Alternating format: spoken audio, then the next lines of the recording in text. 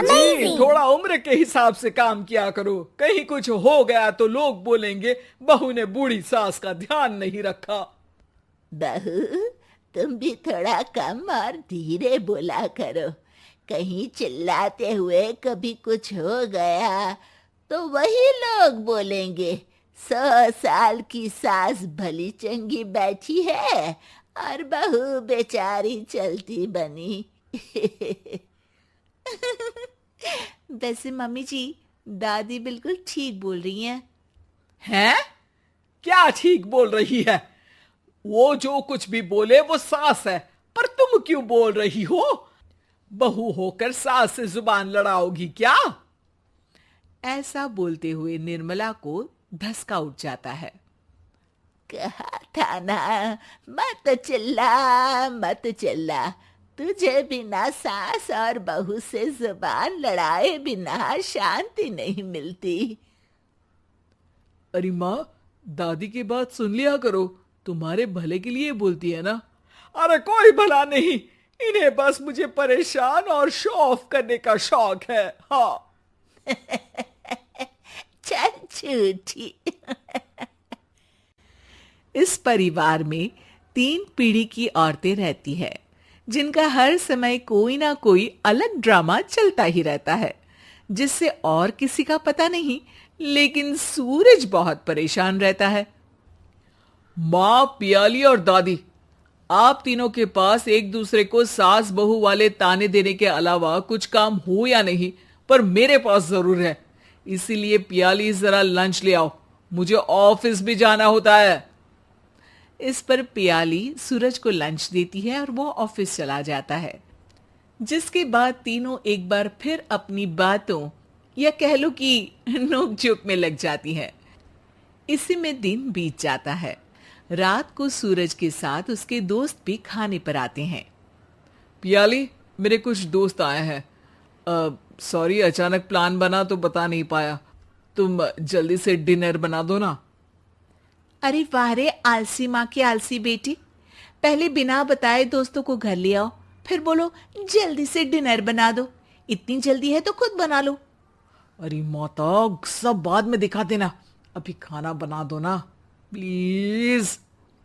ऐसा बोल के सूरज दोस्तों के पास जाकर बैठ जाता है और पियाली डिनर की टेंशन में अपनी सास के पास पहुंच जाती है, जो अपने कमरे में आराम कर रही होती है। मम्मी, सूरज अचानक दोस्तों को घर ले आए हैं, क्या करूं अब? कुछ ऐसा बताओ ना जो जल्दी बन जाए और सर्व करते हुए भी अच्छा लगे। अरे रेस्टोरेंट से मंगा ले, दोबारा परेशान मत करना, सोने दे मुझे। इतने में दादी सास भी वहां आ जाती हैं। वाह, आलसी का आइडिया भी उसी की तरह बेकार है। कोरोना में बाहर से खाना मंगाएंगे। बहू, तुम सो ही जाओ, वही काम अच्छे से कर सकती हो। चल पियाली, मैं बताती हूँ क्या करना है। इस पर दादी सास पियाली के साथ मिलकर सारे मेहमानों के लिए खाना बनाती है, जिससे उन्हें ज्यादा मेहनत भी नहीं करनी पड़ती और सबका पेट भी भर जाता है। दादी के इस आइडिया से पियाली और सूरज बहुत इम्प्रेस हो जाते हैं। दादी, क्या यही खाना आपकी इस उम्र में इतना एक्टिव रहने और एंडलेस लाइफ का राज है? वैसे दादी ने आज तक राज किसी को बताया नहीं। इन्होंने ससुर जी तक को नहीं बताया, तभी तो वो ऊपर पहुंच गए और ये अभी तक यही है। तेरी सास मेरे ऊपर पहुंचने का ही इंतजार कर रही है, पर इस आलसी का ये सपना पूरा नहीं होने वाला। क्यों जी, अमर होने का वरदान लेकर आई हो क्या? अमर का पता नहीं, पर लगता है तुझसे लंबा जरूर जी लूंगी। इससे पहले कि दोनों सास बहू में कोई बहस शुरू होती, पियाली बीच में बोल पड़ती है।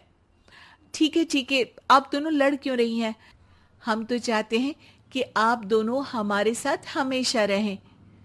पियाली की बातों पर दोनों शांत हो जाते हैं और उनकी लाइफ पहले जैसे चलने लगती है, जहां दादी सुबह जल्दी उठकर कुछ न कुछ काम करते हुए पूरा दिन बिताती है, तो वहीं निर्मला और पियाली लेट उठने से लेकर धीरे धीरे आलस में काम करना और जब मर्जी सो जाने से अपना दिन बिताती हैं।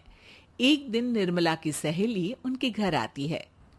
अरे क्यों रे निर्मला, कैसे चल रही है जिंदगी? सब बढ़िया, बस ये बुढ़िया ऊपर जाए तो ज्यादा अच्छा होगा। अरे ऐसा क्यों बोलती हो?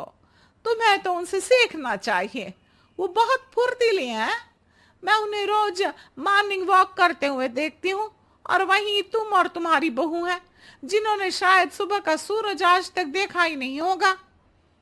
सहेली की बात सुनते ही निर्मला भड़क कर चिल्लाते हुए पियाली और अपनी सास को वहां बुलाती है, जिनके साथ सूरज भी वहां आ जाता है और ये सब देख सहेली वहां से चली जाती है।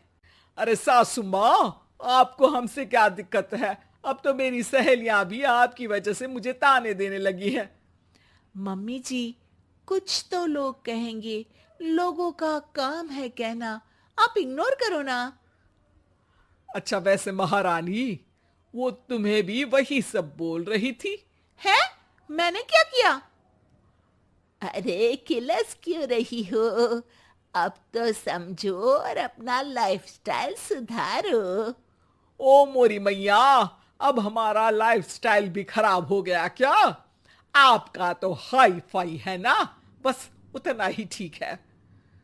तुम लोग हमेशा पूछते हो ना कि मेरी इस उम्र और अभी भी इतने एक्टिव रहने का राज क्या है, तो वो ये लाइफ स्टाइल ही है जिसे हाई फाई नहीं पर सिंपल कहते हैं।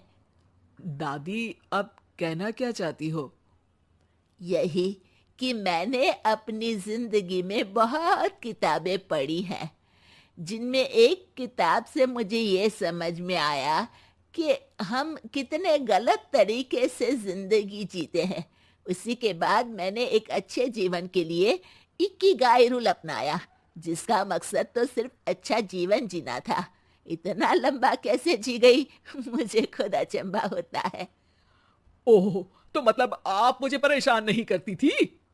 वो तो आप करती हैं। वैसे ये इकिगाई क्या है? थोड़ी रिसर्च खुद भी कर लो आलसियों, सब मैं ही बता दूं क्या?